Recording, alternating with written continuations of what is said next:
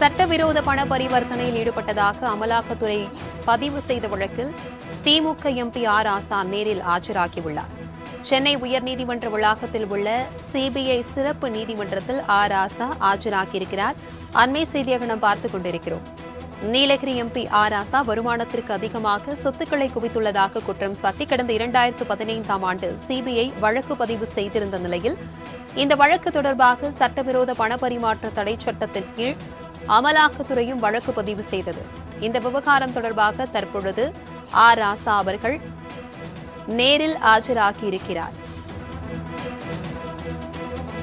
குறித்தான கூடுதல் விவரங்களுடன் இணைக்கிறார் எமது செய்தியாளர் கிருஷ்ணா. வணக்கம் கிருஷ்ணா, இது குறித்தான விவரங்கள். வணக்கம்.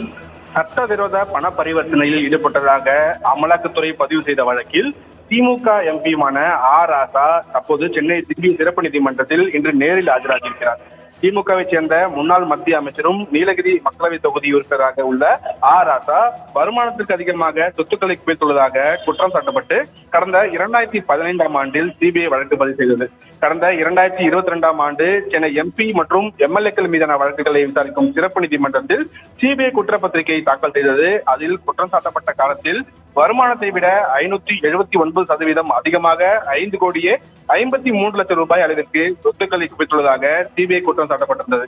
இந்த வழக்கை அடிப்படையாக கொண்டு ஆர் ராசா, அவர் நண்பர் கிருஷ்ணமூர்த்தி, என் ரமேஷ், விஜய் சாடங்கராணி மற்றும் கோவை ஷெல்டர்ஸ் ப்ரமோட்டர்ஸ் மற்றும் இந்திய பிரைவேட் லிமிடெட் உள்ளிட்ட பண பரிவர்த்தனையில் ஈடுபட்டதாக அமலாக்கத்துறை அவர்கள் மீது வழக்கு பதிவு செய்தது. இந்த வழக்கு சென்னை உயர்நீதிமன்ற வளாகத்தில் இருக்கக்கூடிய சிபிஐ சிறப்பு நீதிமன்ற நீதிபதி எழில் வேலவன் முன்பு இன்று விசாரணைக்காக வந்தது. அப்போது ஆர் ராசா உள்ளிட்டோர் நேரில் ஆஜராகியிருந்தார்கள். அவர்களுக்கு வழக்கு ஆவணங்களை வழங்க உத்தரவு நீதிபதி விசாரணையை வருகிற செப்டம்பர் 18ஆம் தேதிக்கு தள்ளி வைத்தார். இதனிடையே அடுத்த விசாரணைக்கு ஆஜராவதிலிருந்து விலக்கு அளிக்குமாறு ஆர் ராசா தரப்பில் மனு ஒன்றும் தாக்கல் செய்யப்பட்டது. இந்த மனு குறித்து அமலாக்கத்துறை பதில் அளிக்க நீதிபதி உத்தரவிட்டிருக்கிறார். தகவல்களுக்கு நன்றி கிருஷ்ணா.